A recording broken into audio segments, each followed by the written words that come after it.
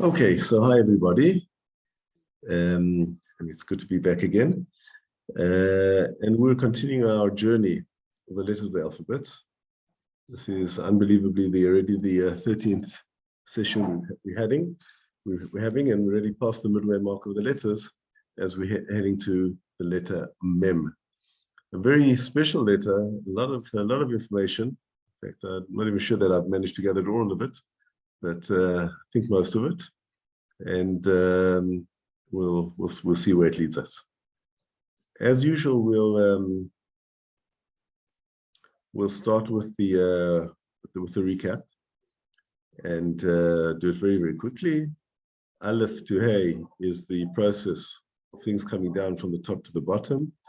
I will actually expand a little bit on this, even though we've done it many times, because it'll be relevant to the shiur later. That we actually said that AlephBet, Gimel, Dalet, Beyacha together make the forces of giving. Aleph is the ultimate source of everything. Bet gives it a framework, and together these two opposite forces form a balance. In the Gimel is Gomel to the Dalet. Okay, and afterwards the Dalet moves up to the Hey. So we see that this group of four forces, the three givers and the one receiver, creates the ultimate system, at least amongst individuals in the world. So that's the number 4, and I'll just hint to where we're going to when we're going to talk about the letter Mem. The value of Mem is 40, but we'll get there shortly. So that's why I'm expanded that a little bit.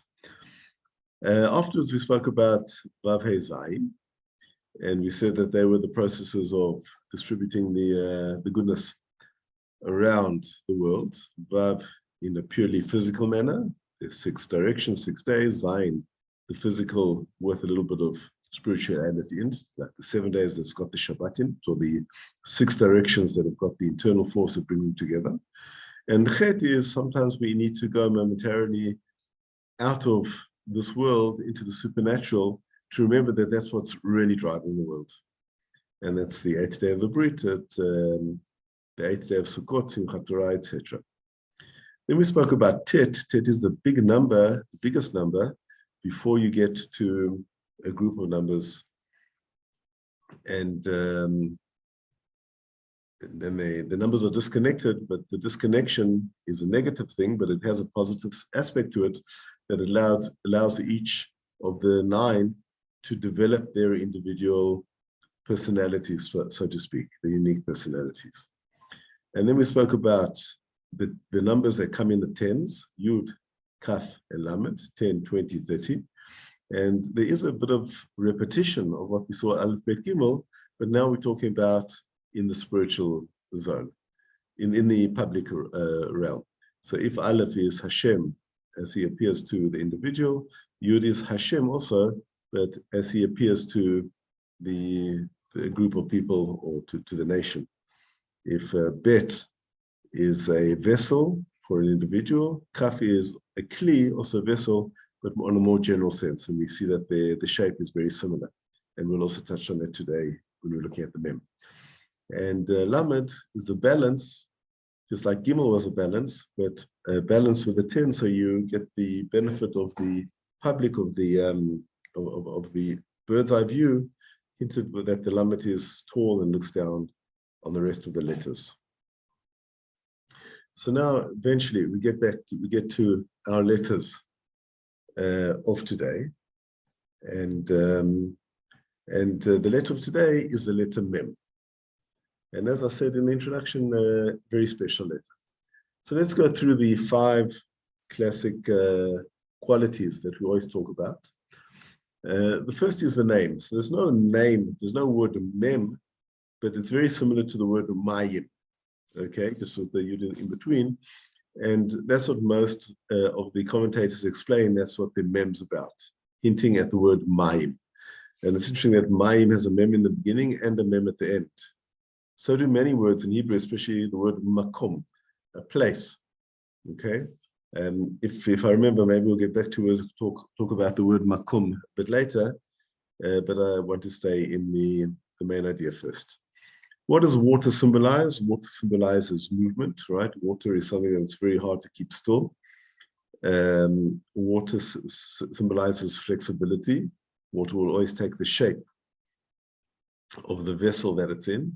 It doesn't have a fixed hard shape. Water also symbolizes mixture, right? The capability when you ever want to mix two chemicals together, you'll do it or you'll add water to them, and moving them into their liquid form will allow them to mix together and amalgamate together and become something new, to develop into a mixture which is different to the two original things that you had before. If we talk about water, mayim, water is H2O, is a hydrogen, two molecules, two atoms of hydrogen and one atom of oxygen. There's no similarity between water and hydrogen and oxygen. At room temperature, hydrogen and oxygen are both gases. But when they come together, you get something different. You get a development into something new. So that is the name mayim or mem, which is similar to mayim. The numerical value, we're going up in tens now. So if last week we spoke about lamed being 30, the numerical value of mem is 40. And as I said in the introduction, this reminds us of the aleph to dalet that we just spoke about in the recap, that these are the process of four, right? The ultimate process has got 4 stages. The source, the recipient to work together, combining together to be the perfect balance, and then to give. And when you take this to the public realm, we're talking about the mem.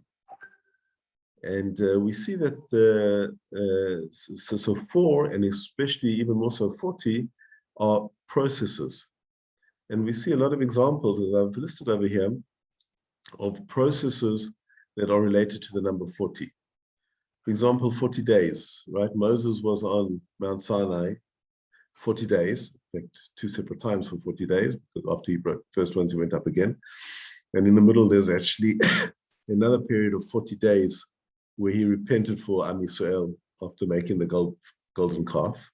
So we see that 40 days is not just that Moses disappears and went up top there. That 40 days symbolizes that there was a change, a process, a development in Am Yisrael, that the Am Yisrael before Moses went up and Am Yisrael when Moses came down were 2 different nations.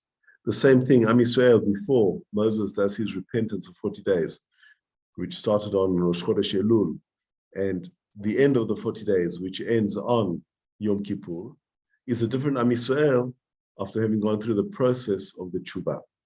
And the same thing for the second 40 days, that he got the second commandments. And there's a difference between the first commandments and the second commandments, also symbolizes the development, the cycle, the process. The second example I brought of 40 days are the 40 days of the development of an embryo in a woman's womb, right? This is supported by science today, and it was known by the rabbis in old time, also I think by the philosophers or the equivalent of the scientists in old times also. They when they had babies that died in the womb, and they had them removed, or pregnant women that died, they'd operated them, and they developed the knowledge of the different stages of the development of the embryo.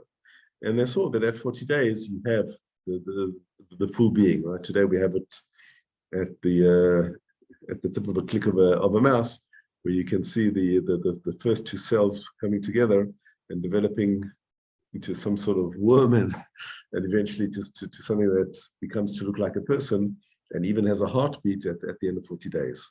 So here we're going to see that 40 days is the idea of development.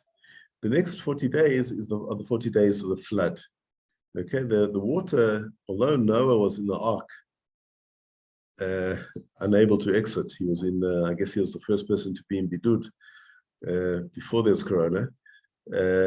Although he was there for over a year, the actual water only came down for 40 days.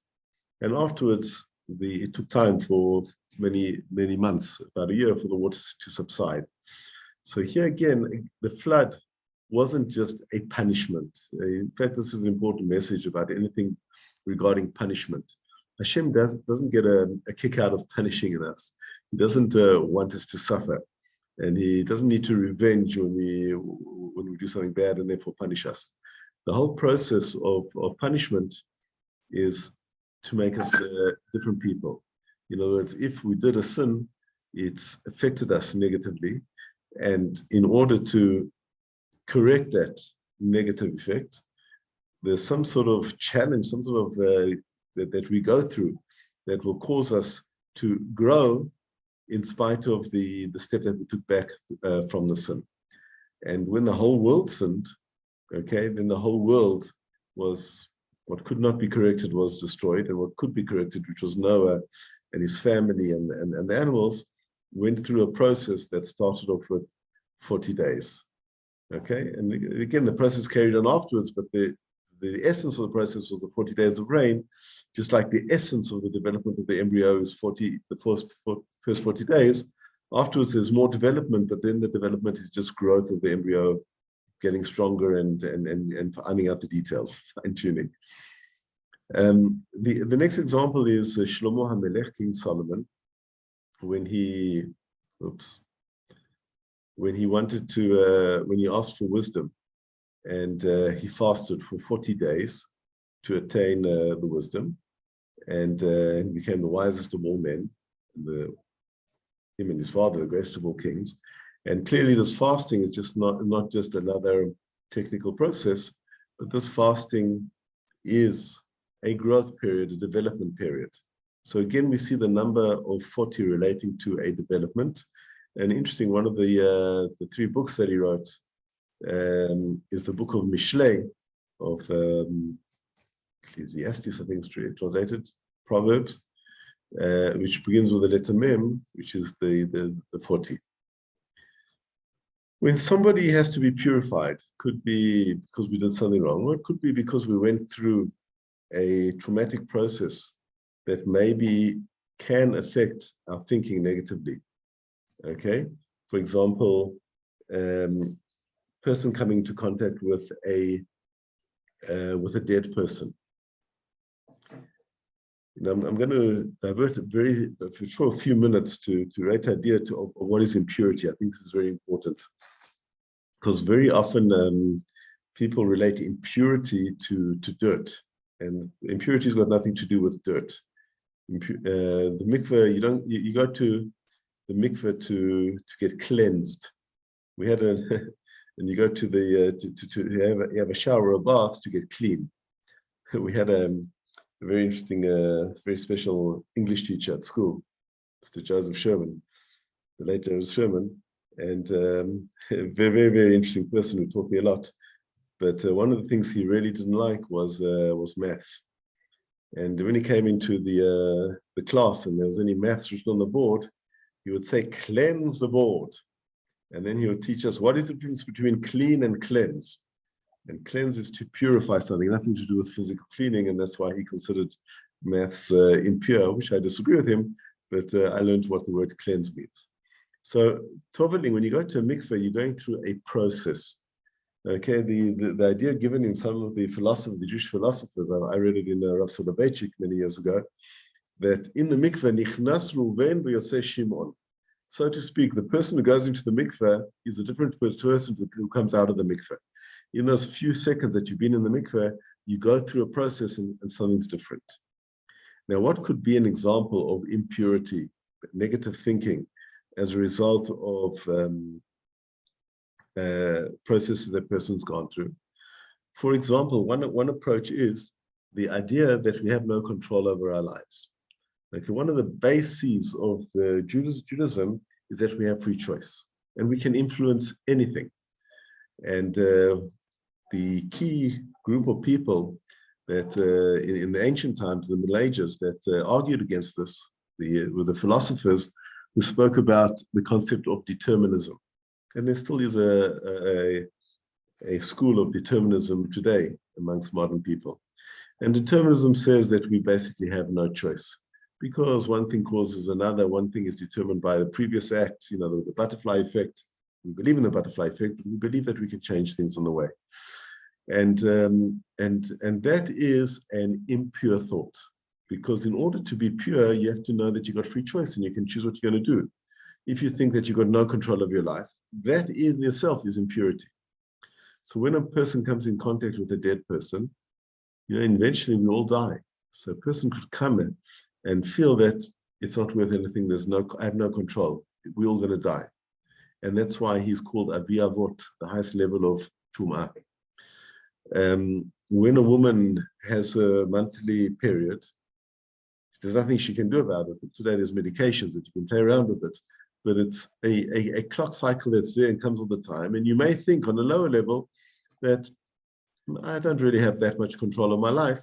Again, you come purified by going to the mikveh. Another example is contact with certain dead animals that give you the feeling that you have no control of your life. And here again, the number of cubits is a measure of volume that you have in the mikveh to make it be kosher, is that same number, is the 40. And that teaches us that going to the mikveh is not just a physical act of wetting your hair, but going through a process where you try to think that, well, how am I changing the way that I'm thinking, the way that I'm being, by going to the mikveh. Again, we see another example of the number 40 relating to a development process.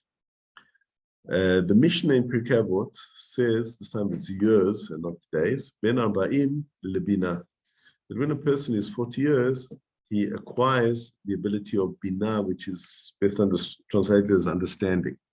Okay, this is different to chokhmah. Chokhmah is wisdom, which is at 50. And what is bina? So the rabbis explain that bina is lahavin davar mitoch davar, to understand something from something else.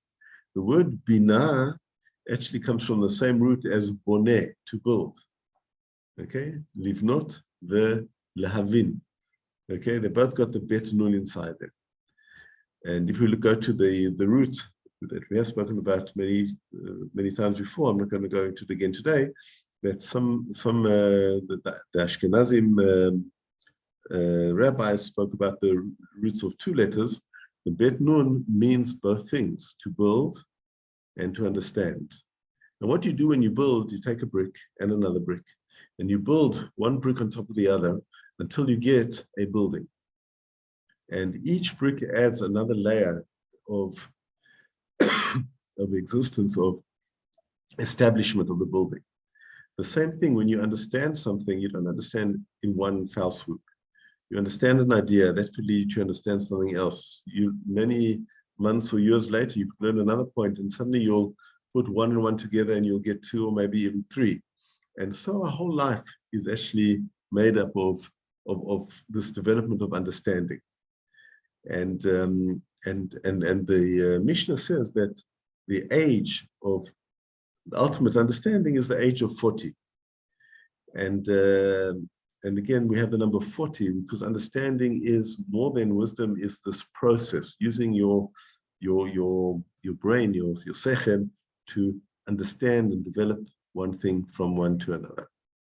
So we see that the numerical value 40, besides having the process of the four things that we spoke about, AlephBet, Gimel, Dalet, also has many, many other processes related to it. Moving on to the third point, the word may is actually short for the word min, right? Just there, we've seen this with several of the letters, like bet is betoch. The word mem is min, okay? If I went from Bet El to Tel Aviv, halachti mi Bet El le Tel Aviv. It's as if I wrote min Bet El, from Bet El to Tel Aviv. So the word on the letter on its own, means from. Okay, and here again, I think any process that you're talking about starts from an initial point. I'm just going to write something here for my own benefit, and that is the word mas'ei.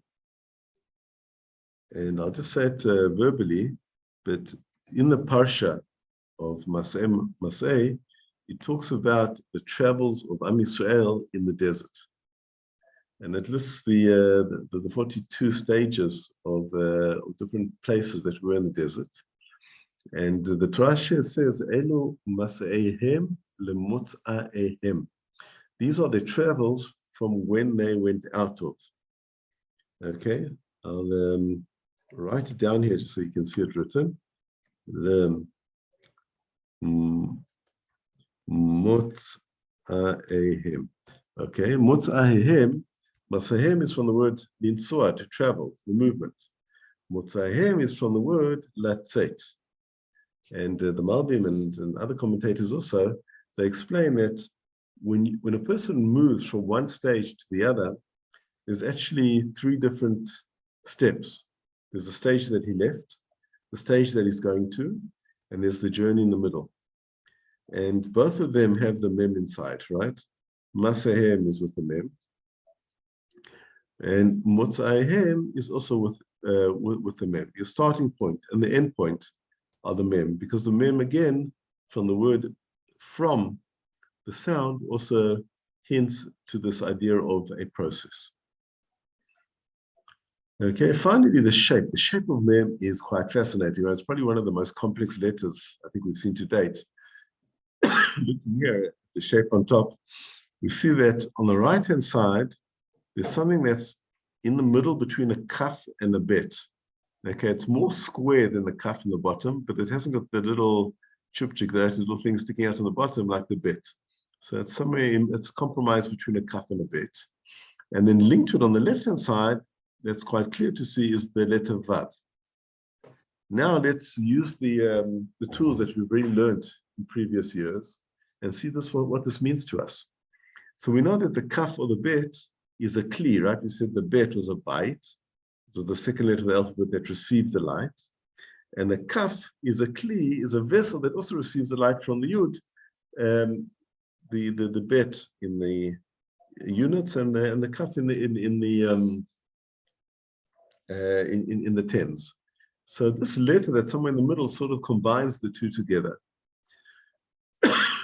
And what it does, it says, I put them inside a kli, inside a vessel. For what purpose? To have a link to the vav. And the vav is the connection. Okay, so it reminds us a lot of, on the one hand, we have a vessel, but we're not just collecting things for the sake of collecting. We're collecting them, first of all, to make a mixture. You remember when we spoke about vav, one of the meanings of vav was a hook that connects the picture to the wall. Vav is also and, it connects the two words together. And here you have the vav connecting all the things that are inside this vessel, all the forces, and you're connecting them together. But what the mem teaches us, you're not just doing it for the sake of connection, but you're doing it for what we've learned about in number 2, for the sake of the process. So if you want to say this, that the mem is actually quite, so to speak, a mature letter. On the one hand, we want to move forward and we want to develop like what we want to do. On the other hand, we realize that to develop and move forward, we need some tools, we need some experience. So we get this mem, we get this cup, and we capture it all together. And then we see how we tie them together and how we move forward. And that is the delicate link that exists here on top between the kaf and the mem. And finally, we look at the first word in the Torah that begins with the letter mem. Okay, here actually there are 2 different versions in the book, but I'll use this one, and later on we'll see what the second one is. That this is from the 6th verse of the Torah. Vayomer Elohim yehi rakia betoch hamayim, vahi mavdil ben mayim lemayim. Okay, Hashem creates a division in the water. And what is the division? Between the waters of the heaven and the waters of the earth. Okay, that is the mavdil. Okay, so the mavdil, the mem over here, is the ability to differentiate between things, but not as an ends for just differentiation. but a means because we know what happens that the waters of in the heavens, the waters of the earth have this amazing cycle that goes on and on forever, that that provide the world with existence. Okay, the cycle of the rain falling down and the water evaporating up, that provides a cycle of life. And we've mentioned it in previous letters that if you want to look for signs of life, you look for water. And this is the cycle of water, and that is the mem. Now, interestingly enough, the other word that some people bring, and you'll see now why I didn't bring it, is the second verse of the Torah. והארץ הייתה תוהו ובוהו, וחושך על פני הים, על פני תהום. Okay, the Aretz, the land was a balagan, tohu vabohu, and there was darkness. By Ruach Elohim, and the Spirit of God, this is before the creation, merachefet al pnei hamayim. So some of the books say that pnei hamayim is the first letter that begins with a mem, because the hay is not really a separate word, and that's why they bring the mem. Nevertheless, you could say this also because we spoke a lot about mayim, about water, that's what the mem's all about. And the mem looks like water. We'll talk a bit more about water shortly. But even the verse that we brought, Vahim Avdir, Ben Mayim Lamayim, is also talking about the development of the waters. So each is a valid possibility. Okay, so let's move on a little bit. We've gone through the 5 qualities, and now, see, as I said to you in the beginning, that there was a lot of information about the mem, and I see this show is a little bit longer than normal, so I'll speed up a little bit. But let's talk about a few more points. Okay, first of all, mem is another letter. We saw this before, the kaf. It's one of the 5 letters that have a separate shape if the letter appears at the end of the word. And that is called a mem sofit, or a mem skura, or a mem regila. Okay, if it's the mem that's at the end of the letter, it's closed. It's like a square. And if it's a mem that's at the beginning of the letter, or in the middle of the letter, then it's open. You know, and I'll draw the other mem here also, just for completion. So you can see the 2 mems alongside each other. Okay. So the Gemara that talks about the kids who give the drashot on the letters in Shabbat that we always mention, says Ma'amar Satum, Ma'amar Patuch, Ma'amar Satum. Okay. Sometimes you have an open saying, and the word Ma'amar, saying, teaching, also begins with a mem, and sometimes you have a closed saying. And these are hinted to by the mem tucha, the mem that's open, even though it's only a little bit open, mem stuma. I think last time when we spoke about the kaf, and we said all the letters that appear at the end, they open up, they round and then they open up, with the one exception is the mem. The mem closes. And here we're learning why the mem closes, why the mem is different to all the other otiyot sofiyot.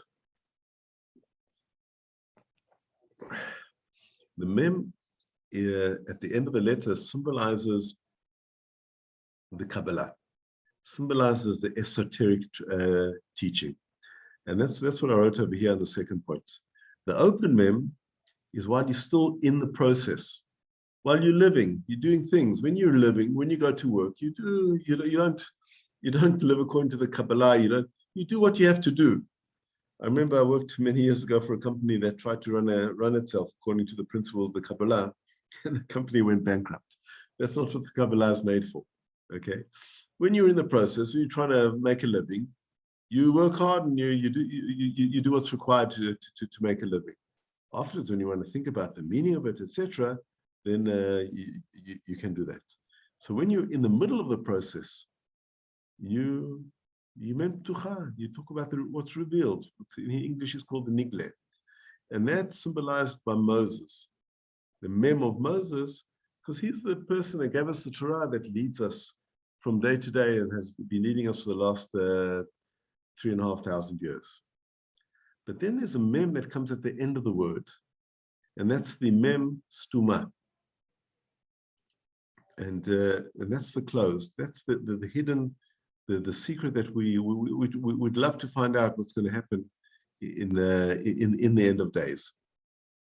And this mem stuma is esoteric, and that's hinted by the mem in the Mashiach, right? Mashiach is something we don't really understand what it's going to be, although a lot of people sing about it and whatever, but we don't really know what it is. So these are the two letters of the mem. Now it's interesting, this actually leads us on to the next point, that the letter mem, the name mem, is achieved by just duplicating the letter twice. And this occurs for two other letters. The letters Hey and the letter Vav. Okay. Hey, although we said it could also be written as Hey Aleph or Hey Yud, when we spoke about the letter Hey, but classically it's just two Heys. And Vav also, although there are also other versions, it's classically Vav Vav. But there's something unique compared to, these are the only three letters that this occurs for. You can check me out afterwards. But there's something unique about the mem, that even though we repeat the same letter twice, it's not exactly a repeat, because the first letter is the middle mem, the open mem, and the last letter is the closed mem. And this again hints to what we said before, that this life's a process, that everything's a process. And we use the revealed world, the Moshe, to eventually get to the esoteric world, the Mashiach. And by the way, the process may go on forever. It's not something that has a definite end date. The process is what's important. This is something that, it's my version of something I read in this book, Atzofen. Rav Zamir Kohen, he says that water is the only element that at normal temperatures that we live at appears in all three forms. It can be a gas if it's hotter than 100 degrees. It can be a liquid if it's between 0 and 100 degrees Celsius. And it can be a solid, ice, if it's below 0 degrees. And I thought even more than that, water is such a basis of a life. Not only that we look for signs of life, we look for water. Not only are our bodies 80-something% water, and I need to drink some more water, but even the at least one, maybe the key tool that we use for measuring temperature of everything in the world, the Celsius or centigrade scale, is based on the temperature that ice turns to water, or water turns to steam. And so you know what 0 degrees is, you know what 100 degrees is, and that's how they defined the whole scale based on that. I thought that was quite fascinating. I love combining science with Torah. Interesting also that the Mishnah, which is the source of the oral Torah, the written source of the oral Torah, which was never meant to be written and we didn't have a choice when we wrote it, begins with the word mem. I quoted the verse here, mem atay kurim shma ba'arabit, when do we read Shema, and ends with the word mem, Hashem yavarech amo b'shalom. And here of course we have the same thing where it'll begin with the open mem and close with the closed mem, telling us that if you learn this whole Mishnah through the whole process, all the time you're working and you're revealing through the revealed world, the hidden world, going from the mem ptucha to the mem stuma. And therefore, after all this, we shouldn't be surprised at all that the Torah is many times in the Talmud is compared to water based on the pasuk Hoi kol tzameh lechulamai. And for example, they say that just like water will always go to the lowest point, gravity will always brought down to its lowest point, so the Torah will go to a person who makes himself, who's modest and doesn't show off. And just like Torah can fill up any vessels, so water can fill up any vessel and is adapted, so Torah can fill up any person, any reality, and is adapted. And just like the water gives livelihood and life to everything around it, so the Torah gives a life to the whole world. And therefore the connection to the mem. We already spoke about this, the verse of Hamayim that appears in the beginning of the Torah. And it's initially, I just added the point here, when you think about it, the water was the raw material before the world was created. Okay? Berashit bara Elohim et hashamayim v'et haaretz.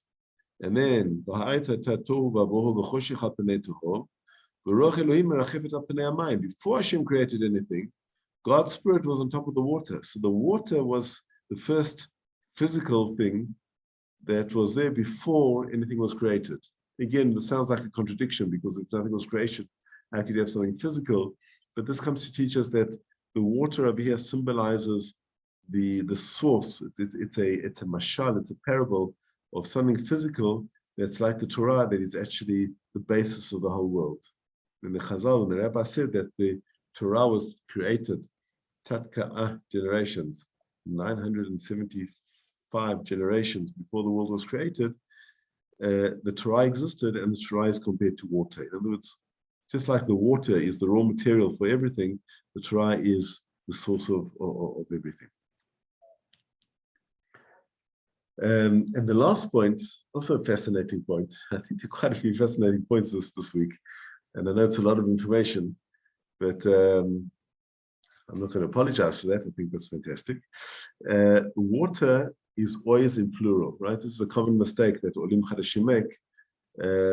You say Maim Gadol or Maim Katan. Water, you always have to say plural. Maim Rabim, Maim Dolim, Maim Shkufim. You always talk about in the plural. And it's also interesting that if you take the word Mem together with the Yud and you add it, right, to the two letters from the two letters that exist in water, and you add it at the end of any noun, you turn the noun into plural, right? A kelev, one dog becomes klavim, becomes many dogs. One bite becomes batim, becomes many houses. So the Yud Mem is the plural. So the Mem is the plural. And this hints that on the one hand, it's the process, but what we said right in the beginning, whenever we're talking about these letters of the tens, the 40, we're talking about the plural. We're talking about in the public realm.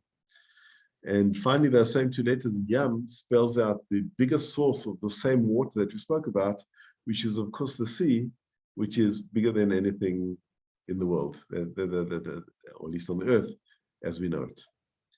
So I'm going to try, we've covered a lot of information. What I just did over here, but I think I've been speaking for too much time, but you can do this afterwards. This is just Psalm 93, which is familiar to a lot of us. We say it every Friday night in Shul. Hashem Malach Yud Lavesh, the very nice tune of Rav Kalibach.